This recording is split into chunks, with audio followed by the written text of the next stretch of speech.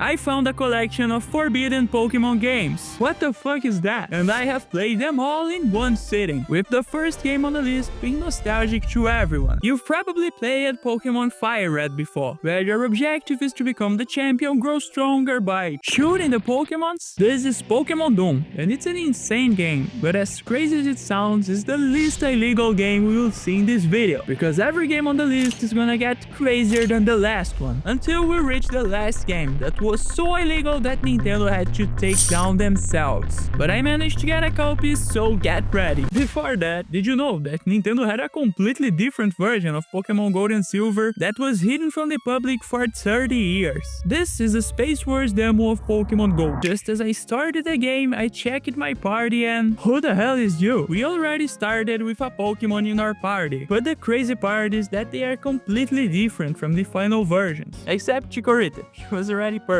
So I got out of the house with my gold bean to find our rival. But as it turns out, this was way harder than I expected. You see, to make sure that people will not hang on to the controller for too long, Game Freak put a few obstacles in our way. For starters, we can only heal our Pokemons with potions. And to make things even worse, if you lose one battle, the game resets. So I ran to the grass and this happened. Oh, okay, that's Hoppip, I guess.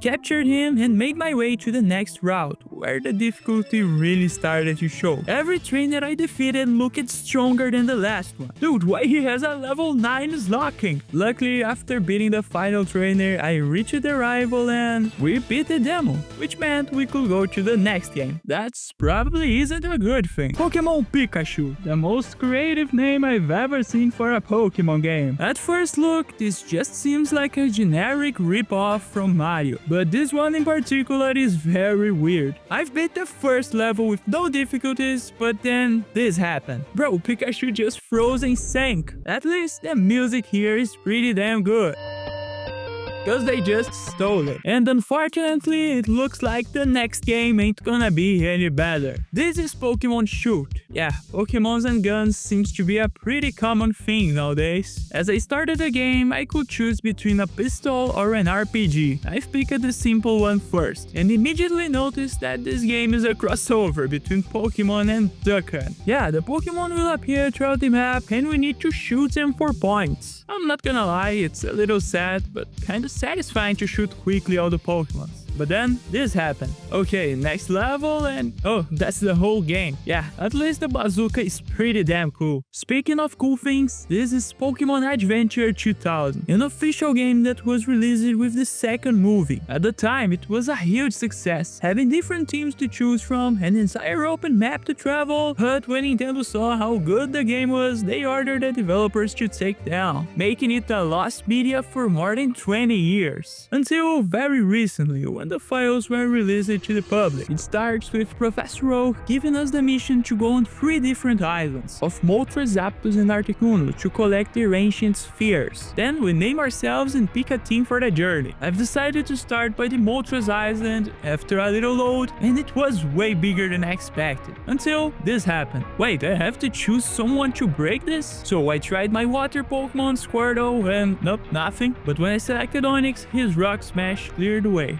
Kinda. Yeah, the process to make this game work is pretty complex, and just to install it was like 30 minutes, so you could subscribe to see more of these insane Pokemon challenges. But getting back to the game, Squirtle time had come. He cleared out the fire and evolved to an War Turtle. It was at this moment that I found Moltres, and he had a riddle to us. Who is the smallest Pokemon? It has to be Rattata, right?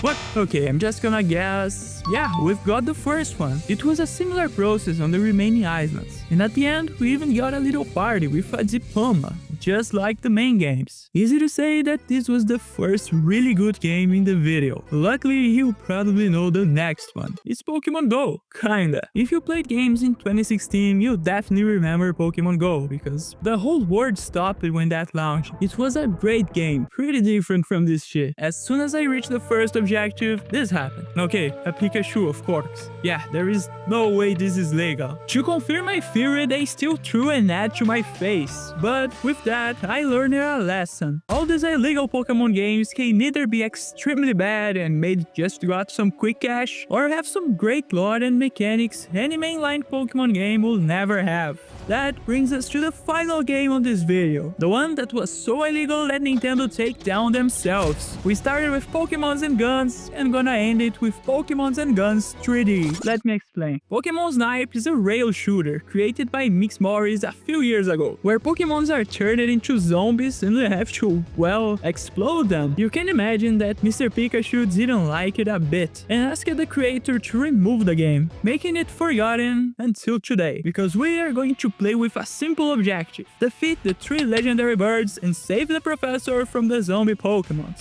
As soon as I started the first level, everything was fine. A few zombies here and there, but nothing too crazy, until the first legendary appeared, and defeating him was easier than I expected. So I kept blowing up all kinds of Pokemon until what was a walk in the park was starting to get really hard. Bro, these things are starting to get under the car. But to my surprise, I had managed to reach the 2nd level, the Volcano. Yeah, at least now I have a shotgun. I was really in need of that. Here the Pokemon were much bigger and it was way harder to shoot. So I eventually died a few times, but managed to finish the 2nd legendary in the way. Finally, in the last level, we've got a rifle. And that's when I saw the professor. Yeah, this level was a pain in the ass. Even if we got a rifle this time, the Pokemons here were so tiny and hard to shoot. I died a few more times, but didn't give up. In the end, Zapdos appeared, and after defeating him, we finally escaped it. And it's better not show it anymore, or Nintendo will come after me too. Thanks a lot for watching, and subscribe for more.